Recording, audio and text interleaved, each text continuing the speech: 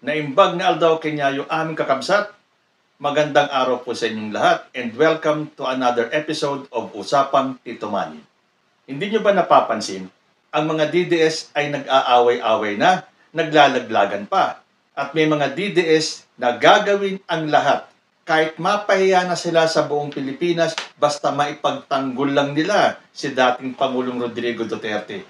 At isa na po dyan ay si Senator Amy Marcos. Hindi ko po pinanood yung pangalawang Senate hearing na ipinatawag ni Amy Marcos tungkol dito sa pagkakaaresto at sa pagpapatapon ng gobyerno natin kay dating Pangulong Rodrigo Duterte sa The Hague, Netherlands. Hindi po matanggap yan ni Amy Marcos. At she will do everything in her power as senator para maibalik si dating Pangulo. But sad to say, nakita lang po ng mga Pilipino na si Amy Marcos ay hindi po talaga para sa bayan. Siya po ay nagsisilbi para sa isang tao. At yan ay para kay dating Pangulong Rodrigo Duterte.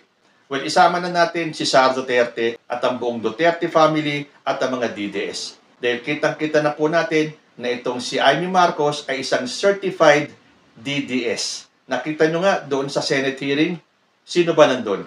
Amy Marcos, Bato de la Rosa, at ang pagkakaalam ko, Robin Padilla, Bongo, na lahat ay may kaugnayan kay dating Pangulo. Kaya hindi ko pinanood yan dahil alam ko na yung magiging investigasyon nila is not in aid of legislation, kung hindi in aid of Duterte. At hindi nga ako nagkamali. Dahil sa mga nababasa kong post at sa mga video clips, makikita mo talaga. Aba, si Amy Marcos at si Bato de la Rosa, talagang overlapping sila sa pagtatanong. Hindi sila papayag na hindi nila makuha yung sagot na gusto nilang marinig. Kapag iba ang narinig nila at hindi umayon sa kanilang paniniwala, hindi nila tatanggapin yon at dapat kung ano yung gusto nilang marinig, yun ang dapat nyong sabihin. So pinipilit nilang umamin yung mga resource persons kahit wala naman dapat aminin. Dahil ganun po kasarado ang isip nila. Kailangan ma-pin down natin itong mga taong ito para maging hero tayo. Ano yun? In aid of election also? Dahil alam naman po natin na tumatakbong re-electionist si Amy Marcos. But sad to say, sa mga survey na lang, siya po ay nangungulelat na. Pababa na ng pababa yung kanyang rating. Kahit yung mga DDS na gusto niyang ligawan at ipakita sa kanila that she is on their side, wala rin pong tiwala kay Amy Marcos. Ikaw ba naman ang hayagang mamangka sa dalawang ilog? Kasi sa mga loyalista, sira na po talaga si Amy Marcos. Sa mga DDS naman, nagsalita na si Sal Panelo, si Harry Roque, and they are also against Amy Marcos. So sino ang paniniwalaan at susundin ng mga DDS? Siyempre, ito mga alipores ni Duterte. Makarinig ka ba naman kay Sal Panelo ng bulahin mo ang lelang mo At kay Harry Roque na namamangka daw si Amy Marcos sa dalawang ilog. So paano pa siyang makakakuha ng boto ng mga DDS? Ito ang kanyang tanging paraan.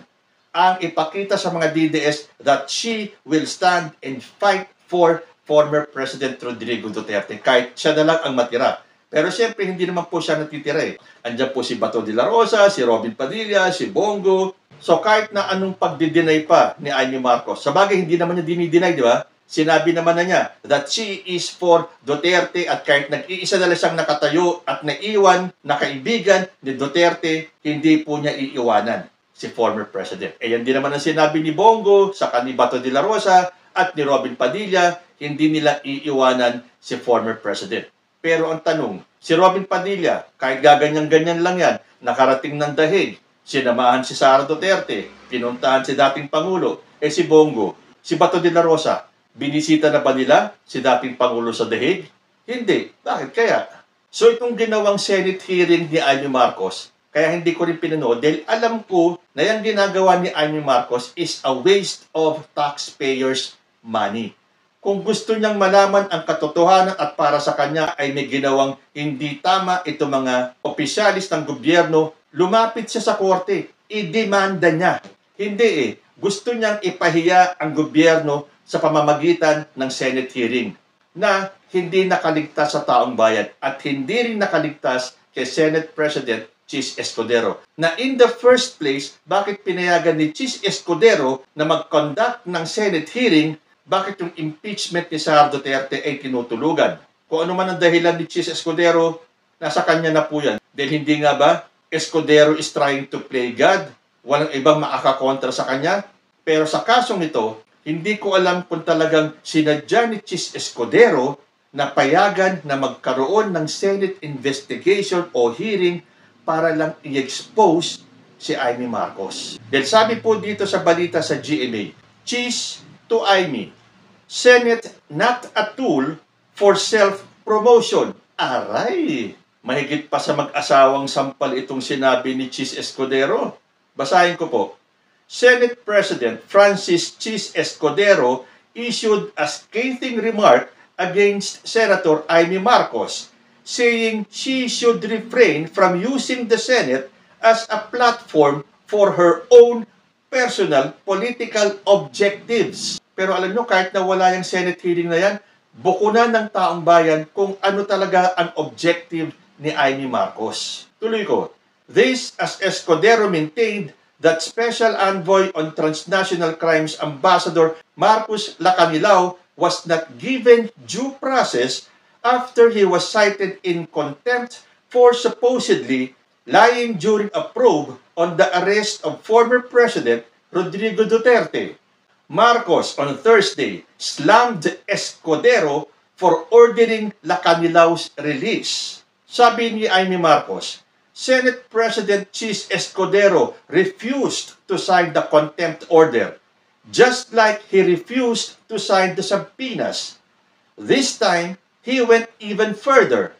He ordered Lacanilao's release, in spite of the ambassador's blatant and repeated lies before the Senate Committee on Foreign Relations. Sabi naman ni Escudero, the approval of the Senate President is not automatic nor ministerial simply because she desires it. So, hindi porket gusto ni Amy Marcos na ipakontempt sila Lacanilao, hindi po automatic yun. Kailangan dumaan sa Senate President for approval. Sabi pa ni Escudero, Senator Marcos released her statement and flaunted to the media her signed arrest and detention order even before I could see, much less receive a copy of it.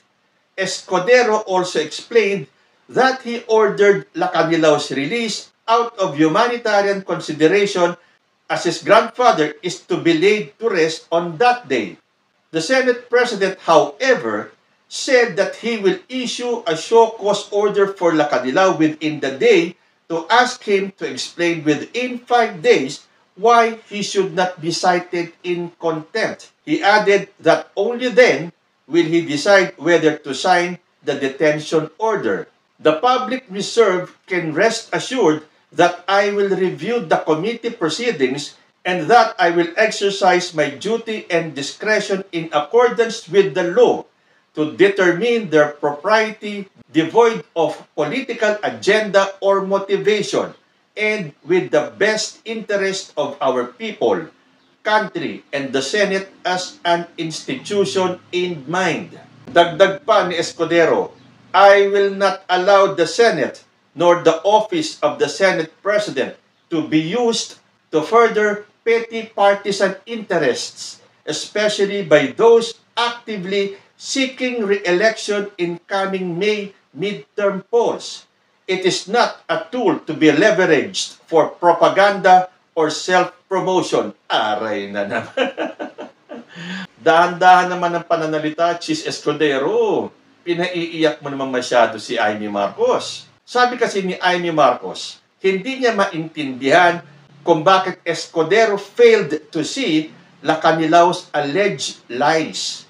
Sabi pa ni Amy Marcos, Escudero's not signing the contempt order was an insult to the Senate Committee on Foreign Relations as the ambassador was free to walk hours after he blatantly lied under oath over and over again to the committee.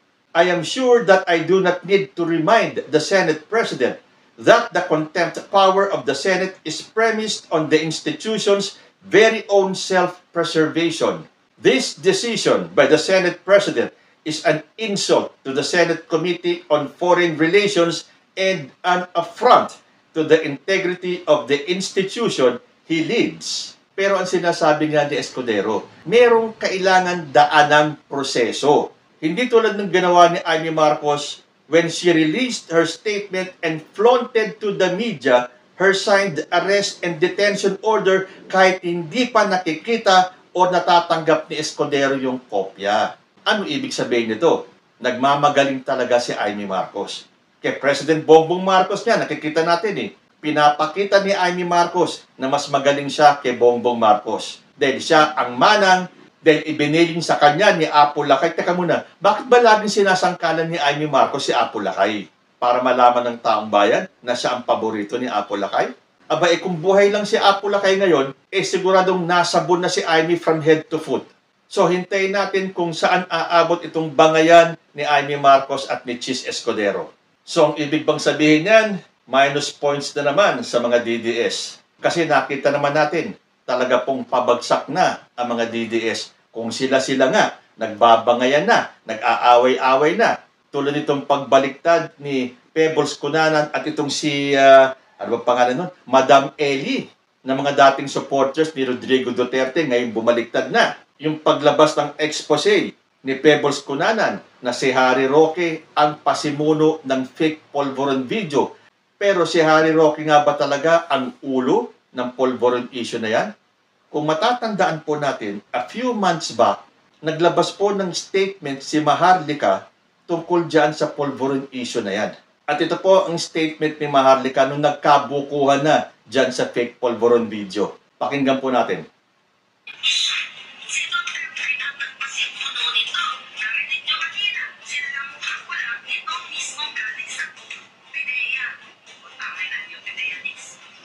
O, narinig ninyo? Ano to? Nilaglag ni Maharlika ang amo niyang si dating President Rodrigo Duterte?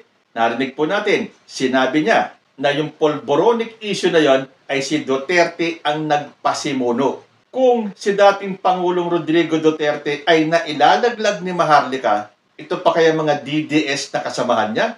Tandaan po natin, nag-issue si Banat Bay dati kung saan nagalit siya kay Maharlika nung ipinakalat nila yung fake polvoron video na bukong-buko naman na hindi si President Bongbong Marcos ang nasa video.